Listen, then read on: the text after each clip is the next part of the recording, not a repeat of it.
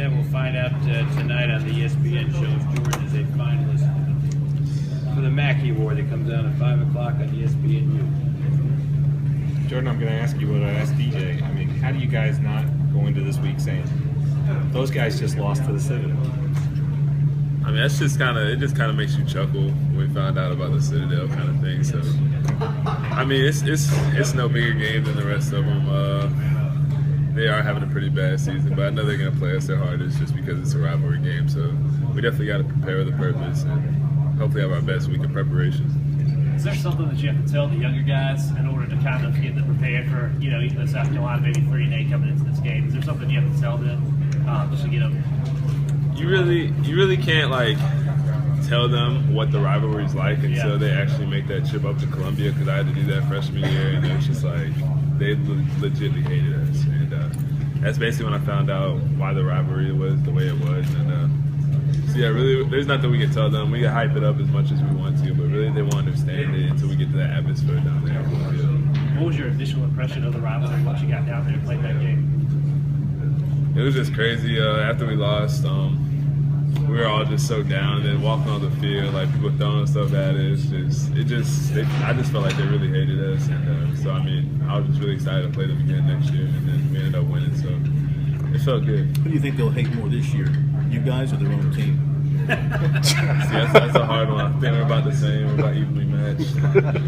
Hey, Bullware said yesterday was the most hostile, loud environment he's encountered over his years here. Would you agree with that? Yeah, 110%. When we get there, when we pull up on the buses, they be rocking the buses, all the fans and stuff like that. It's definitely a hostile environment. Does that tick you guys off, or do you just to kind of enjoy it? Do you embrace it and go, man, this is, we're getting fired up over this? I mean, it definitely makes you think if we have enough police escorts and stuff like that. But other than that, it definitely gets you ready for the game. It hypes you up because I like when people talk mess about us, because it ends up in us playing better. So, can opposing fans make a team play better?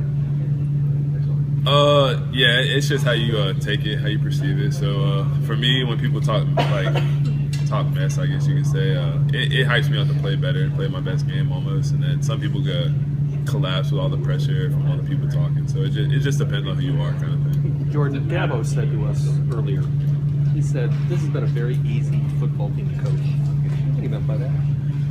I think he just means that all the guys are just so willing, they're so bought into the process, and they're just all really coachable. We don't have any more distractions on the team. So I agree, this team is a whole lot better just with taking coaching and applying it to every day at practice. So yeah, I definitely agree that this team is a lot more coachable than the last couple.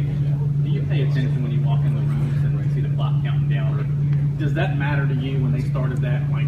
This game matters. It's important. They don't do that for Wake Forest or Georgia Tech or even Florida State.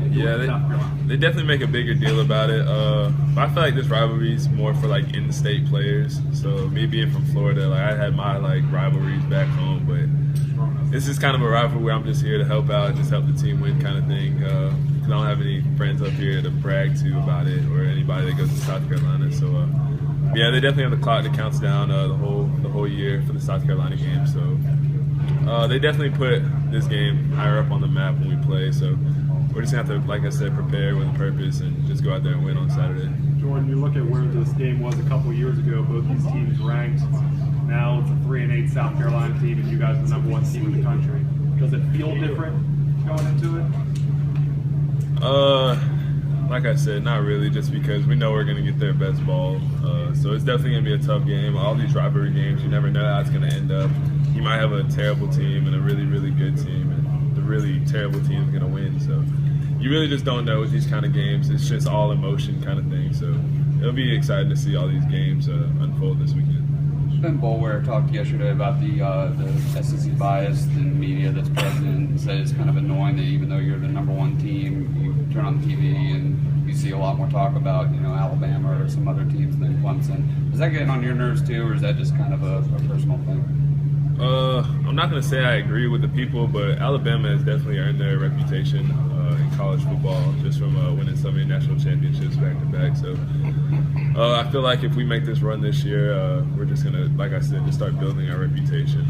But a lot of teams have it. We have won national championship, so we just got to keep building on that, and I feel like we'll get the respect that we deserve. How exciting is it to potentially be a finalist for the Mackey Award? It's definitely exciting. All the tight ends that made semifinalists they're really good athletes. So I'll definitely be honored if I'm one of the top 3. If not, I'll be able to come back and get it next year. So You want to state your case as why you should win it? nah, there's really no case to stay except for just watching me play kind of thing. So we'll see.